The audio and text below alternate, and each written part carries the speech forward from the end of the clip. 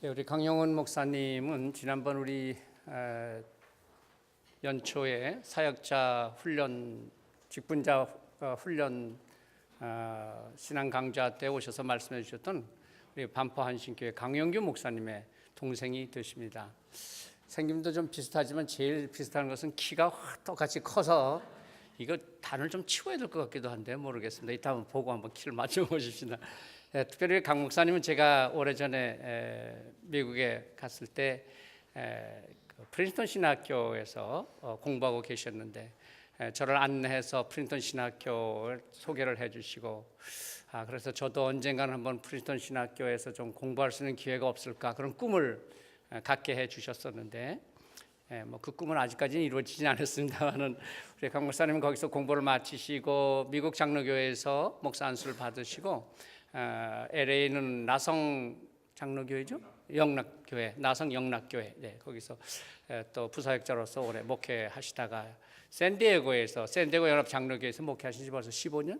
예, 15년 되셔서 오랫동안 정말 해외 사역, 국제 사역을 하고 계십니다. 모처럼 또 이렇게 한국에 오셔서 이렇게 또 말씀을 전해 주시게 되고 특별히 우리 교회에서 오늘 말씀을 전해 주시면 감사를 드리면서 여러분 깊은 크신 은혜가 있으시기 바랍니다. 이제 나오셔서 말씀 주시겠습니다. 네.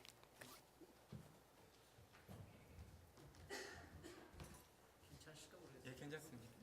마이크를 조금 높이시면 조금 높이셔서 물 여기고. 예. 할렐루야. 네, 여러분들 만나 뵙게서 너무 감사하고 반갑습니다. 또 부족한데 또 저를 이렇게 귀한 우리 경서교회 강단에 또 이렇게 초청해 주신 우리 목사님과 또 우리 당회와 여러분 성도님들께 또 감사드립니다. 제가 이 한국에 지난 화요일날 저녁에 왔는데요. 제가 1년에 한 번씩 샌프란시스코 신학교에서 그 교육 목회자 연장 교육을 한신교회와 공동 주최 오크벨에서 합니다. 그래서 제가 거기에 참석하면서 또 연장 교육을 받게 돼서 제가 금년에도 이렇게 오게 되었습니다. 네, 저에 대해서는 좀 나중에 얘기하고요. 어떤 목사님께서 주일날 그 동정녀 마리아가 예수를 잉태한 것과 또 결혼을 안 했는데도 그 잉태한 그 마리아를 믿음으로 이렇게 받아들인 그 요셉의 그 귀한 믿음과 신앙에 대해서 이제 주일날 설교를 했어요. 설교 끝나고 예배 끝나고 어떤 젊은 성도가 그 목사님을 이제 찾아와 가지고 이제 강단에서 이러니까 찾아와서 목사님 이래도 되는 겁니까? 어떻게 처녀가 잉태를 합니까? 이건 절대 있을 수가 없는 일이고 또 어떻게 그 요셉이 그 불륜을 저지른 그 여자를 어떻게 아내로 맞아들일 수가 있습니까? 막 꼬치꼬치 캐 묻고 막 질문하는 거예요. 그래서 이제 목사님이 여러 가지 설명하는데 이게 이해가 잘 안 되는 거예요. 그때 옆에 있던 권사님이 너무 안타까우니까 그 젊은 성도를 붙잡으면서 요셉이 괜찮다는데 왜 난리야? 그렇게 말씀하셨다고 합니다. 요셉이 괜찮다는데 왜? 여러분들 기독교는 사랑의 신앙입니다. 그래서 요한일서 4장 8절에 하나님은 사랑이시다. 그래서 여러분들이 이 예수를 믿으면서 하나님의 사랑을 우리가 받고 깨닫고 알고 또 그 사랑을 우리가 실천하는 게 우리 신앙의 핵심입니다. 사실은 그러니까 이 사랑이 없으면 고린도전서 13장에 있는 것 같이 다른 거 몸을 불사르고 큰 일을 하고 재물을 많이 갖다 바치고 다른 거 다 해도 아무 소용이 없다는 거예요. 그렇죠? 그래서 이 기독교 신앙에 사랑이 빠지면 이거는 아무것도 아니라는 것입니다. 그래서 하나님의 사랑은 우리의 믿음의 기초이고 또 하나님의 생명이고 또 그리스도인의 영성입니다. 그래서 사랑이 있어야 되고 사랑을 알아야 되고 사랑을 깨달아야 됩니다. 그래서 오늘 에베소 3장 18절을 보니까 진짜 우리 지식을 초월하는 하나님의 사랑을 알아, 그런 이제 말이 나오는데, 여기서 하나님의 사랑을 안다, 헬라어로 키노스코라는 말을 썼는데, 안다는 그 말이 경험한다, 사귄다, 그러므로 안다, 이제 그런 의미가 있다는 것입니다. 특별히 히브리어에서 안다는 그 말은 뭐냐면 부부 사이에 서로 아는 관계, 그렇죠? 그러니까 지금 사도 바울이 지식을 초월하는 하나님의 그리스도의 사랑을 안다는 것은 그냥 어떤 지식적인 아는 것, 뭐 공부를 많이 해서 아는 것, 우리가 그냥 하나님은 사랑이야, 이런 안다는 것을 넘어뛰어서 진짜 깊이 사귀고 교제하는 가운데 아는 것, 그 부부가 서로 그렇죠, 사랑하며 관계를 맺으며 생활하는 그 아는 것에 대해서 말씀하고 있다는 것입니다. 그래서 사도 바울은 에베소 교회는 사도 바울이 3년 동안 거하면서, 그렇죠, 그 교회를 세우고 성도들을 가르치고 동고동락하면서 그 교회를 세우지 않았습니까? 그 성도들에게 이 귀한 편지를 쓰면서 내가 무릎을 꿇고 너희한테 기도하는데, 중보기도를 하는데, 내가 가장 원하는 것은 너희가 이 하나님의 그 사랑, 그렇죠, 넓이야 깊이야 높이야 길이를 너희가 알아, 그렇죠, 그 사랑을 알기를 사도 바울은 간절히 원했다는 것입니다. 다른 기도가 아니었어요. 너희가 에베소에서 뭐 큰 기업을 이루고 뭐 좋은 학교를 짓고 뭐 병원을 세우고 이런 사역을 많이 하고 이런 기도하지 않으시고요, 하나님의 그 사랑을 이 에베소 교인들이 알기를 원했다는 것입니다. 그것이 사도 바울의 기도 제목이었어요. 여러분, 그리스어에 보면 사랑을 표현하는 단어가 한 4개로 나옵니다. 첫 번째는 그 에로스라는 거죠. 에로스는 남자가 여자를 사랑하는 어쩌면 좀 정욕적인 그런 사랑을 얘기하는 거예요. 놀라운 사실은 성경에 에로스라는 단어가 한 번 나오지 않습니다. 그거는 우리가 세상에서 얘기하는 거예요. 그렇죠? 그 다음에 이제 그 그리스어의 사랑의 언어가 뭐냐면 필리아라는 거예요. 필리아. 그거는 뭐냐면 형제간의 사랑, 친구간의 사랑. 그래서 미국의 펜실베니아 가면 필라델피아라는 도시가 있지 않습니까? 그것이 바로 City of Brotherly Love, 그런 뜻입니다. 형제간의 사랑의 도시, 그런 뜻을 갖고 있습니다. 이제 세 번째 그 사랑이라는 단어는 그 스톨게라는 단어를 씁니다. 이것은 뭡니까? 부모와 자식 간의 사랑, 그렇죠? 가족 간의 사랑, 그것을 표현할 적에 이제 스톨게라는 그런 단어를 씁니다. 근데 이 신약 성경에 가장 많이 나오는 이 사랑의 단어는 뭐냐? 무슨 단어예요? 아가페 사랑. 아가페라는 사랑의 단어는 하나님께서 우리 인간들을 사랑하는 하나님의 사랑을 얘기하고 있습니다. 우리가 인간적인 방법과 능력과 뭐 노력과 뭐 막 공부를 많이 해서 이 사랑이 되지가 않습니다. 그래서 성령의 9가지 열매 나올 때 첫 번째가 뭐예요? 사랑이 나오지 않습니까? 그래서 아가페 사랑은요, 내가 노력해서 되는 것이 아니라 성령께서 나를 주관하시고 나를 인도하시고 내가 그 성령의 그 뜻에 순종하며 살아갈 적에 자연적으로 이 아가페 사랑이 뭡니까? 열매를 맺게 되어 있는 거예요. 이건 하나님이 하시는 사랑이니까 하나님이 맺혀주는 것이 바로 아가페 사랑인 것을 우리가 알 수가 있습니다. 바로 이 사도 바울의 기도 제목은 저와 여러분이 바로 이 하나님의 아가페 사랑의 그 넓이야 길이야 깊이야 높이를 깨닫는 것, 그렇죠? 인간의 지식으로서는 이해할 수 없는 그 하나님의 사랑을 알기를 원한다는 것입니다. 그래서 우리가 잘 아는 요한복음 3장 16절, 우리 같이 한번 외워볼까요? 요한복음 3장 16절 시작. 하나님이 세상을 이처럼 사랑하사 독생자를 주셨으니 이는 저를 믿는 자는 멸망치 않고 영생을 얻게 하려 함이라. 아멘입니까? 네. 여기서 보면 하나님이 세상을 이처럼 사랑하사, 그렇죠? 이처럼 사랑하사 뭐를 주셨어요? 독생자를 주셨다 이거예요. 십자가에 달려 돌아가시겠다는 것입니다. 그 하나님의 사랑은 우리 인간의 지식을 초월하는 거죠. 어떻게 자기의 아들 독생자를 내어주고 십자가에 달려 돌아가게 하시고 죄인된 우리들을 구원하시냐 이거예요. 이거는 우리가 이해할 수 없는 사랑, 이게 하나님의 사랑이죠. 그래서 하나님의 세상을 이처럼 사랑하사. 근데 여기서 하나님이 세상을 이처럼 사랑하사 해서 우리가 세상이란 단어를 나라는 단어 한번 바꿔보시기 바랍니다. 하나님이 뭐요? 나를 이처럼 사랑하사 독생자를 주셨으니 이처럼 사랑하사. 네. 그럼 여러분들이 하나님이 나를 이처럼 사랑했는데 한번 어떻게 이렇게 손으로 표현한다면 요만큼 사랑했습니까? 이만큼 사랑했습니까? 아니면 이만큼 사랑하셨어요? 한번 여러분들 표현하시기 바랍니다. 하나님이 저를 따라 하나님이 나를 그 다음에 표현하시는 겁니다. 이처럼 사랑하사. 우리의 진짜 그렇죠? 손으로 우리가 표현할 수 없는 이처럼 사랑했다는 이처럼 사랑. 그래서 우리가 하나님의 세상을 이처럼 사랑하사 하면 상당히 추상적이고 하나님은 세상을 사랑하셔서 독생자를 보내시고 십자가 달려 돌아가시고 구원하셨구나 이런 생각이 드는데 하나님이 나를 그렇죠? 여러분 한 명 한 명을 이처럼 사랑하자면 벌써 개념이 달라집니다. 그럼 도대체 하나님이 나를 이처럼 사랑했는데 나 개인적으로 하나님의 사랑이 구체적으로 나타나지 않았겠습니까?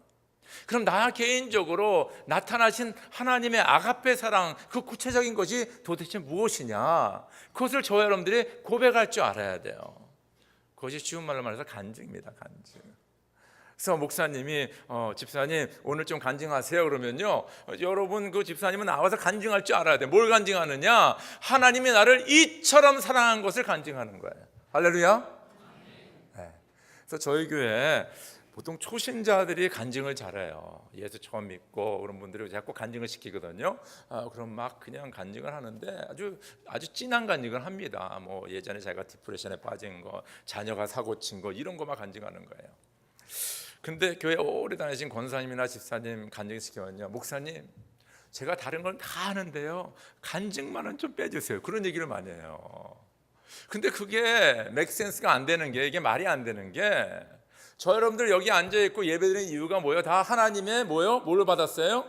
사랑을 받았죠. 얼마나 사랑? 이처럼 큰 사랑을 다 받는 사람들이에요.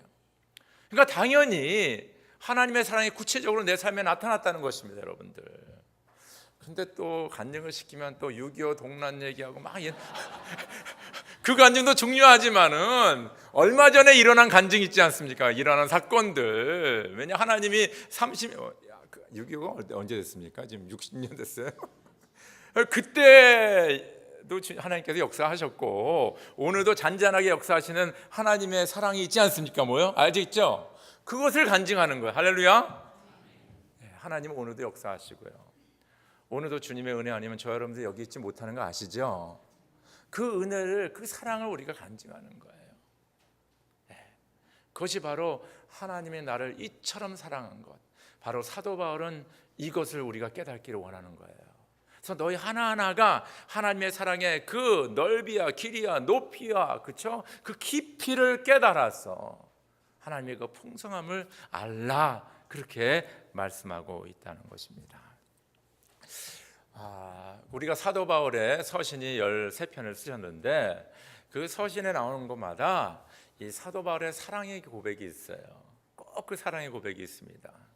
근데 크게 한 3가지 항상 하나님에 대한 사랑의 고백을 하고 있어요.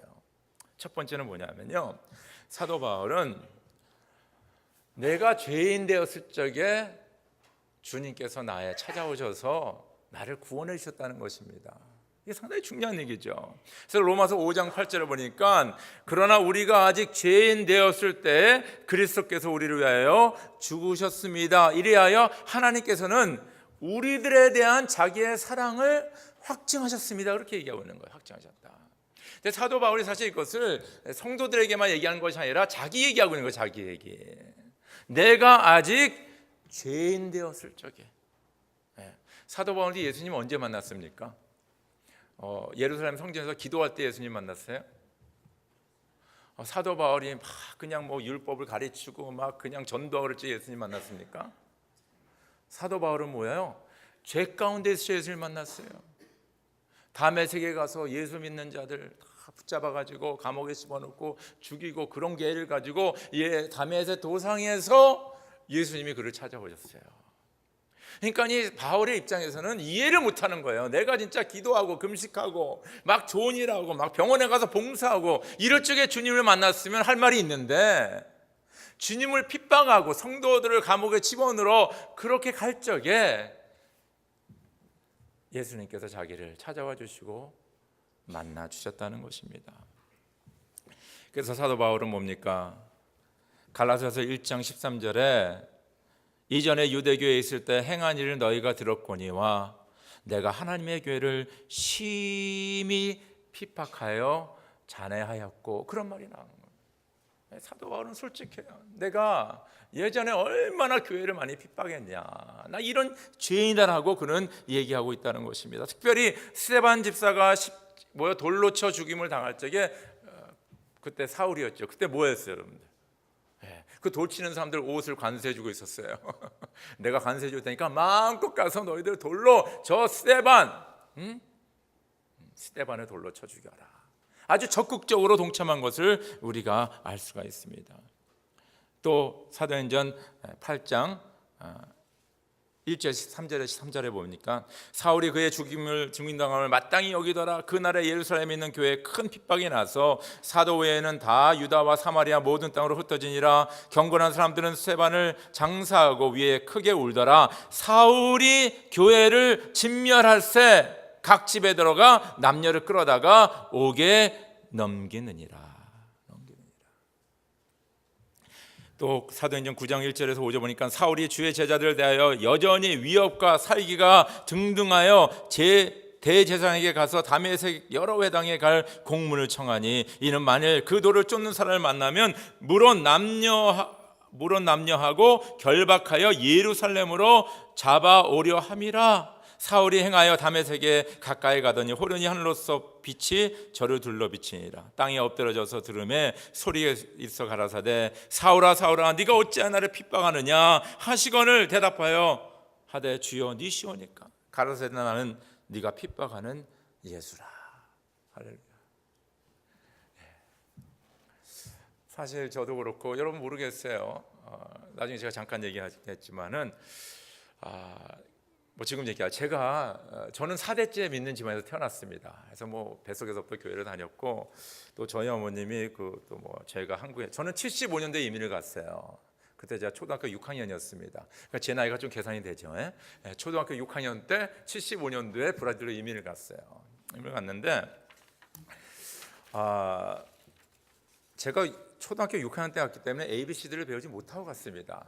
근데 그 나라는요 폴추갈어를 써요. 폴추갈어. 그러니까 이 영어도 아니고 폴추갈어인데 거기는 그 외국인을 위한 클래스도 없고 그냥 그 브라질 아이들 공부하는 데 그냥 집어넣는 거예요. 그러니까 가서 아무것도 못 알았어요. ABC도 모르니까.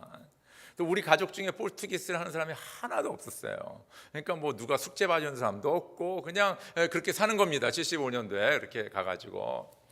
그러니까 막 애들이 놀리고 그러니까 이렇게 이제 애들하고 싸움질하고 막 그랬어요. 그래서 하루는 교장 선생님이 불렀어요. 그래서 그때 통역하는 그 누나가 와서 통역을 해주는데 저한테 이런 얘기하는 거야. 야, 교장 선생님이 그러는데 너 며칠 동안 집에서 쉬고 오라더라. 그래서 며칠 동안 쉬라는 게 모르잖아요. 그래서 이제 집에 가서 엄마 아빠한테 저희 아버님이 고등학교 교사였습니다. 아버님 엄마한테 교장 선생님이 저보러 좀 집에서 쉬고 오라는데 난 뭔지 모르겠어. 그러니까 우리 어머니 아버님 다 아셔갖고 너 혹시 정학 받은 거 아니냐. 그래서 정학을 받았어요. 제가 정학을. 제가 좀 경력이 화려합니다. 제 이력서는 안 들어가지만은 좀 화려해요.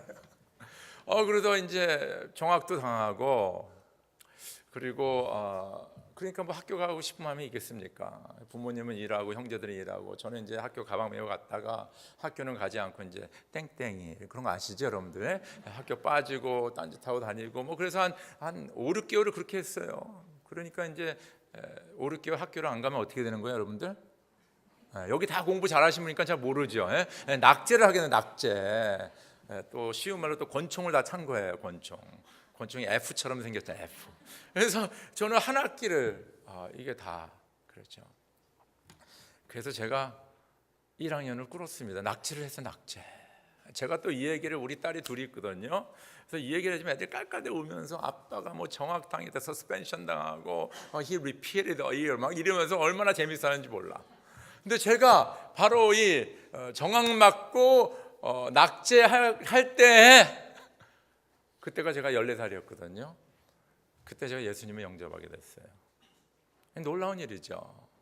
그때 미국에서 침례교회 유명한 목사님이 김동명 목사님, 그분이 안희숙 여사의 남편입니다.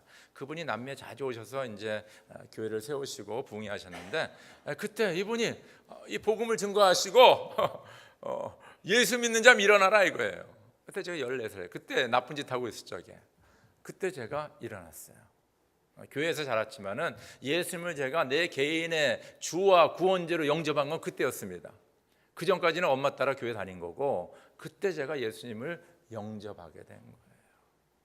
그래서 저는 항상 그때를 기억해요. 저는 그때 제가 잘못했던 것과 그때 예배당에서 그 목사님의 초청을 듣고 주님 앞에 내가 내 자신을 드린 그것을 항상 기억하고 있어요. 왜냐하면 제가 죄인 되었을 적에 예수님을 만났기 때문입니다.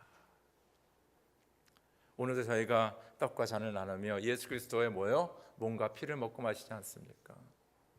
우리가 이것을 나누면서 우리가 꼭 기억해야 되는 게 왜 예수님께서 자기의 몸을 찢기시고 왜 예수님께서 피를 흘리셨냐? 그것은 뭐예요? 나 같은 죄인 살리기 위하여서. 그렇죠? 저희가 그 사랑을 받은 거 아니겠습니까? 그래서 사도 바울은 항상 그 서신 속에 나는 죄인 중에 괴수다 그랬어요. 죄인 중에 사도 중에 가장 적은 자다 그렇게 고백했습니다. 나는 교회와 성도들을 너무 많이 핍박하였다. 나는 나쁜 사람이다. 나는 여기에 지금 사도의 자격이 없는 사람이다. 그러면서 그는 하나님의 그 놀라운 사랑을 고백했다는 것입니다.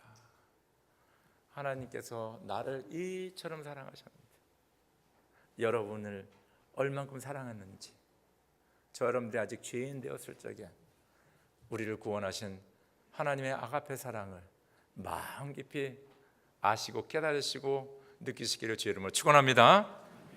두 번째, 사도 바울은 하나님의 사랑을 얘기하면서 무엇을 고백하냐면요, 나 같은 죄인을 구원하셨을 뿐만 아니라 나 같은 죄인을 이방인의 사도로 세우셨다는 것입니다. 그래서 여러분들 바울서신 13권을 다 읽어보면요, 제일 처음에 나오는 게 뭐예요? 예수 그리스도 안에서 사도로 부르신 받은 내가, 그렇죠? 너희 교회에 너희에게 이 편지를 쓰노라. 그래서 항상 죄인된 자기를 불러준 그 하나님의 사랑에 대한 감격이 있었다는 거예요. 감사가 있다는. 그러니까 이 사도 바울은 이 사도직을 받은 것을 내가 어떤 뭐 감투를 쓰고 내가 뭐 어느 그쵸 이 초대 교회에 어떤 중요한 위치에 있고 그런 개념에서 사도 얘기를 꺼낸 것이 아니라 나는 죄인이었는데 나를 구원해 주신 뿐만 아니라 나를 사도로 불러주셨다는 것에 대한 감사의 고백인 것을 꼭 기억하시길 간절히 바랍니다. 여러분, 사도 바울이요 오해를 많이 샀어요. 그리고 많은 핍박을 받았는데 그게 뭐냐면 사도를 이렇게 편지 쓸 때마다 나는 하나님이 부르셔서 사도로 내가 부름을 받았다 그러니까 그 초대교회 그 많은 사람들이 네가 무슨 사도냐. 왜냐하면 그 당시에 사도의 그 정의는 뭐냐면요, 예수님의 그 처음 사역 때부터 그렇죠 3년 공생애 동안 같이 따라다니고 같이 동고동락하고 같이 말씀 배우고 그리고 이 초대교회의 중요한 리더 역할을 하는 그분들에 한해서 사도라고 얘기했거든요. 그러니까 많은 사람들이 사도 바울 네가 언제 예수님 쫓아다녔냐, 도리어 네가 교회를 핍박하지 않았냐, 네가 무슨 사도의 자격이 있느냐 그렇게 얘기했어요. 그런데 사도 바울은요 거기에 흔들리지 않았습니다. 내가 사도된 것은 비록 나는 예수님 쫓아다니지 않았지, 예수님과 같이 동고동락 안 했지, 예수님께 직접 배우지 않았지만은 내가 비록 교회를 핍박했지만은 내가 사도된 것은 주님이 나를 부르신 거다. 거기에 대한 그는 감격이 있는 것을 우리가 알 수가 있습니다. 그래서 고린도전서 15장 9절에서 10절에 이런 말씀이 나와요. 나는 사도 중에 지극히 작은 자라. 내가 하나님의 교회를 핍박하였으므로 사도라 칭함을 받기에 감당치 못할 자로다. 그러나 나의 나된 것은 하나님의 은혜로 된 것이니 내게 주신 그의 은혜가 헛되지 아니하여 내가 모든 사도보다 더 많이 수고하였으니 내가 아니요 오직 나와 함께 하신 하나님의 은혜로라. 그렇게 말씀하고 있다는 것입니다. 하나님의 은혜로다. 저 여러분들을 죄악에서 구원해 주실 뿐만 아니라 하나님께서는 뭐냐면요, 저희들을 하나님의 일꾼으로 세우셨습니다. 할렐루야. 아니, 목사님 혹은 전도사님 혹은 장로 아니에요. 모든 성도들은요, 예수를 믿는 순간, 하나님의 자녀가 되는 순간 뭡니까? 하나님께서는 다 주님의 일꾼으로 사도로 세우신 거예요. 아멘입니까? 아멘이 약해지죠. 아멘입니까? 진짜 여러분들 예수님께서 사마리아 여인을 만나주시잖아요. 그 수가성 그 우물가에서 만나주시고 여러 가지 대화 나누는 가운데 이 사마리아 여인이 예수가 그리스도인 걸 깨닫게 되고 예수를 받아들이게 되죠.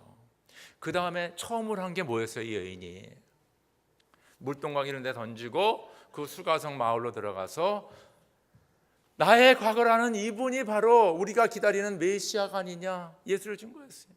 그래서 그 여인을 통해서 뭡니까? 많은 사람들이 주님께 나오고 예수를 믿게 되었다는 것입니다. 놀라운 사실이죠. 그래서 예수를 믿고 예수의 사랑과 그 은혜를 받은 자들은 성령께서 역사하셔서 이 진짜 우리가 감당할 수 없는 이 하나님의 사랑으로 말미암아 밖에 나가서 뭡니까? 예수를 증거할 수밖에 없는 거예요. 사명자가 될 수밖에 없다는 것입니다. 바로 하나님 나라 하늘나라 운동에 참여하며 예수 그리스도와 함께 동역자가 되어 주의 복음을 증거하며 아가페 사랑을 나누는데 앞장설 수밖에 없다는 것입니다. 사도 바울은 이것을 가르쳐서 하나님의 은혜와 사랑이다 이거예요. 내가 사도 된 것은 내가 된 것이 아니다. 하나님의 은혜로 돼서 내가 지극히 작지만은 하나님께서 나를 세우셔서 이방인의 사도로 사용하지 않냐, 그렇게 고백하고 있다는 것입니다. 저 여러분들은요, 예수를 믿게 된 거에 하나님의 사랑에 감사하시고 하나님께서 오늘도 저와 여러분을 통하여서 주의 복음을 증거하시며 주의 사랑을 나누게 하는 것을 감사하시길 주의 이름으로 축원합니다. 네. 이 한국은 제가 잘 모르는데 이 미국도 지금 문제가 많아요. 그래서 뭐 여러분들 그 뉴스에 보면 막 총격 사건 나요. 총격 사건. 금년에만 해도요 벌써 23번이 총격 사건이 났어요. 대단하죠. 막 학교에서 막 쏘고. 그런 마약 같은 거 있잖아요. 막 그런 거 하고. 우리 캘리포니아에서는요 대마초 아시죠? 대마초가 이제 합법적이 됐습니다. 그래서 이제 조금 있으면 이제 이렇게 그 마켓 가서 대마초 한 갑 주세요. 그래서 상관이 없어요. 합법이 됐으니까. 그래서 지금 이 대마초 비즈니스가 영어로 말하면 한 몇 빌리언 달러 비즈니스가 되는 겁니다. 이제 담배 비즈니스처럼. 그래서 많은 사람들이 거기에 지금 투자하고 있어요. 지금요. 이제 조금 있으면 이제 증권에도 나올 겁니다. 이제 그만큼 지금 미국의 한 반 이상이 합법화 시켰어요. 그러니까 자녀를 키우는 저 같은 입장에서 지금 이게 큰 문제예요, 여러분들. 무슨 사회적인 문제, 도덕의 문제, 신앙의 문제, 이게 다 지금 걸려 있습니다. 지금 이 미국에서는. 그런 가운데 그 세상에 뭡니까? 빛이 되고 소금이 될 수 있는 거는 교회밖에 없어요. 교회밖에. 여러분 뭐 로테리 클럽에 가가지고 이 사회를 좀 바꿔달라 그렇게 하실 것입니까? 여러분이 어느 정당에 가가지고 당신들이 좀 정치를 잘해가지고 이 사회를 좀 바꿔주십시오 그렇게 얘기할 수 있겠습니까? 이 교회, 이 세상을 바꾸는 하나님의 능력과 생명은요 교회밖에 없어요. 교회. 그래서 교회가 살아야 되는 거예요. 교회가. 그럼 교회가 어떻게 사느냐? 바로 하나님의 아가페 사랑이 우리 성도에게 충만하고 우리 안에서 아가페 사랑이 서로 나누어질 적에 저와 여러분들이 세상에 나가서 이 하나님의 지식을 초월하는 아가페 사랑을 나누는 빛과 소금의 직분을 감당하는 것을 믿으시길 여러분을 축원합니다. 놀라운 사실, 예수님은 정치적인 정당을 하나 한 번도 만드신 일이 없어요. 또 학교를 세워가지고 훈련시켜서 그런 적도 없고, 그냥 예수님께서 제자들에게 하신 말씀은 내가 새 계명을 너에게 주노니 너희가 서로 사랑하라. 내가 너희를 사랑한 것 같이 너희는 서로 사랑하라. 그리하면 사람들이 너희가 뭐라 그랬어요? 내 제자임을 알리라. 내 제자임을 알리라. 우리가 이 안에서 아가페 사랑을 받고 느끼고 알고 서로 사랑하고, 그리고 그 사랑을 가지고 우리가 매일매일 학교에서나 직장에서나 사업장에서나 가정에서 그 아가페 사랑을 나눌 적에 사람들이 비로소 이 사람들이 진정 예수의 제자구나. 그러면서 초대교회가 한 300년 만에 로마 제국을 바꾸지 않았습니까? 그것이 어떤 정당을 만들어서 했어요? 아니, 외부에서 군사를 일으켜가지고 로마 제국을 점령해가지고 기독교 국가를 만들었습니까? 아니에요. 바로 이 개인과 하나님의 사랑을 받은 개인들과 가정과 교회들이 바로 이 아가페 사랑이 충만한 나눌 적에 로마 제국이 바뀌었다는 거예요. 할렐루야.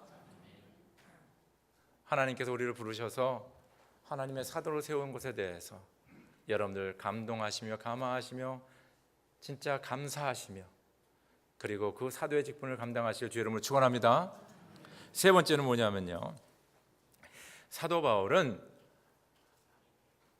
하나님의 사랑에 어떤 면을 감사했냐면 오늘도 나와 동행하시는 그 하나님에게 감사했어요. 그래서 사도행전 18장 9절에서 10절 보니까 고린도에 선교할 때인데, 밤에 주께서 환상 가운데 바울에게 말씀하시되 두려워하지 말며 잠잠하지 말고 말하라. 내가 너와 함께 있음에 아무 사람도 너를 대적하여 해롭게 할 자가 없을 것이니 이는 이 성중에 내 백성이 많음이라 하시더라. 사도행전 23장 11절에 그가 예루살렘에 잡혔을 적에 그날 밤에 주께서 바울 곁에 서서 이르시되 담대하라. 네가 예루살렘에서 나의 일을 증거한 것과 같이 로마에서도 증거하여 하리라 하시니라. 사도 바울이 뭡니까? 그 배에서 죄수로 이제 로마로 갈 적에 그 풍랑을 맞아 배가 지금 다 파손되게 생기지 않았습니까? 그때 사도행전 27장에 나의 속한 바 곧 나의 섬기는 하나님의 사자가 어젯밤에 내 곁에 서서 말하되 바울아 두려워하지 말라. 내가 가이사 앞에 서야 하겠고 또 하나님께서 너와 함께 행선하는 자를 다 네게 주셨다 하였으니 그러므로 여러분이 안심하라. 나는 내게 말씀하신 그대로 되이다. 하나님을 믿노라. 그렇게 얘기했어요.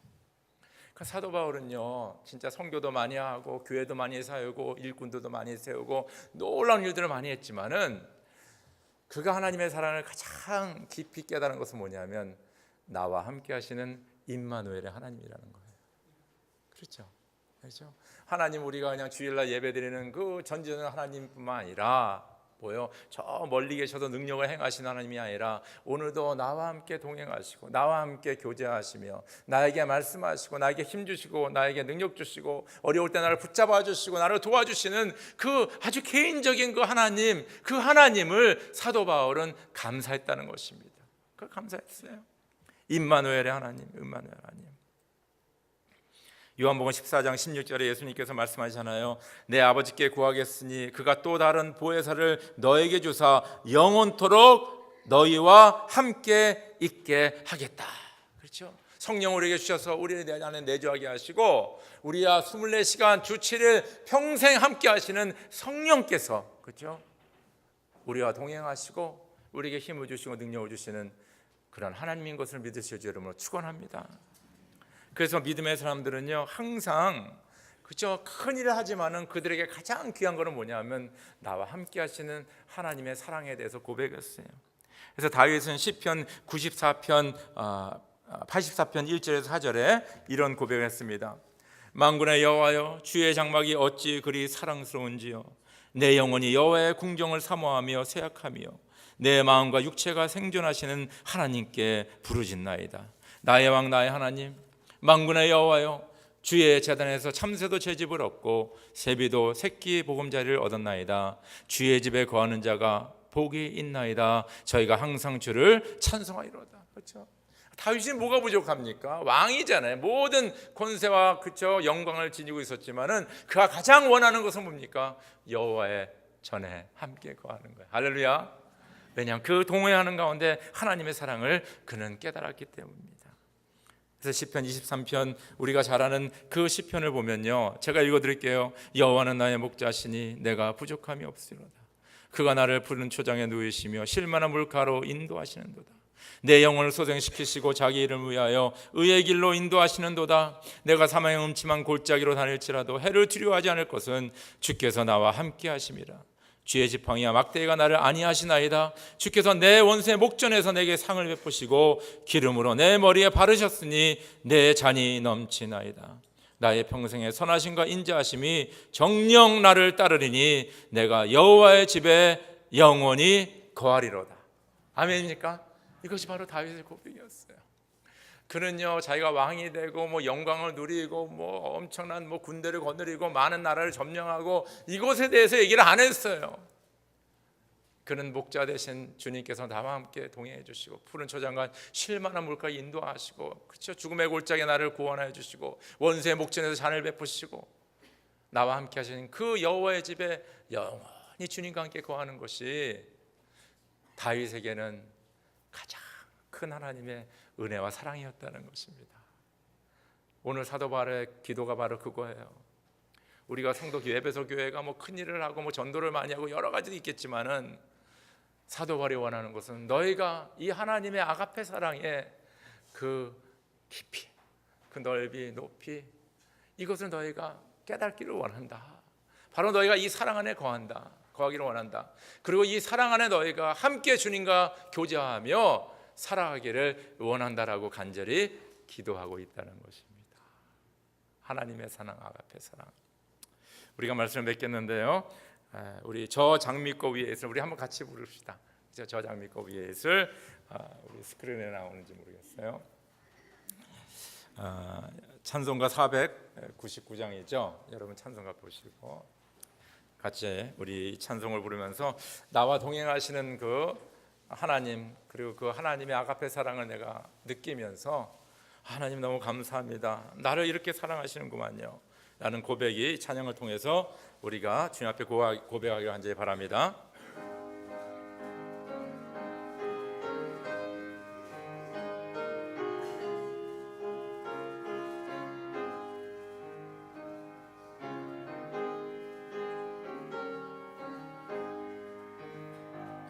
저 장미꽃 위에 있음 아주 맺혀 있는 그때에 귀에 우르니 소리 들리니 주 음성 분명하다.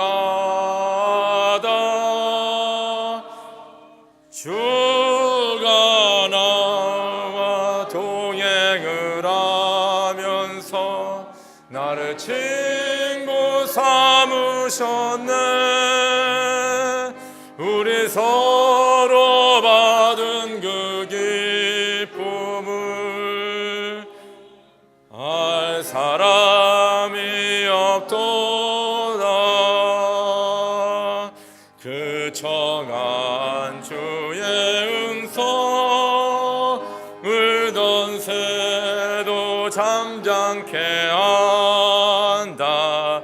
내게 들리던 주의 음성이 늘 귀에 쟁쟁하다. 주가 나와 동행을 하면서 친구 삼으셨네. 우리 서로 받은 그 기쁨은 알 사람이 없도다. 밤깃도록 동산 안에 주와 함께 있으려 하나. 괴로운 세상에 할 일 많아서 날 가라며 하신다. 주가 나와 동행을 하면서 나를 친구 삼으셨네. 우리 서로 받은 그 기쁨을 알 사람이 없도다. 우리 함께 기도하겠습니다. 성희 하나님, 하나님께서는 세상을 이처럼 사랑하셔서 독생자를 보내시어 십자가에 달려 돌아가시게 하시고 저를 믿는 자는 멸망치 않고 영생을 얻게 하는 놀라운 은혜를 베푸셨습니다. 이제는 그 하나님의 사랑이 세상을 향한 그 사랑으로 끝나는 것이 아니라 바로 나를 죄와 죽음에서 구원하신 하나님의 놀라운 사랑, 저희가 알고 깨닫게 해주시고 사도 바울의 중보 기도와 같이 우리의 지식을 초월하는 그리스도의 사랑을 알아 그 사랑의 넓이와 길이와 깊이와 높이를 깨달아 진정 그 사랑으로 살아가며 그 사랑을 증거하며 주님과 함께 동행함으로 말미암아 아가페 사랑 가운데 살아가는 놀라운 은혜를 허락하여 주시옵소서. 예수님 이름으로 감사하며 기도드립니다. 아멘.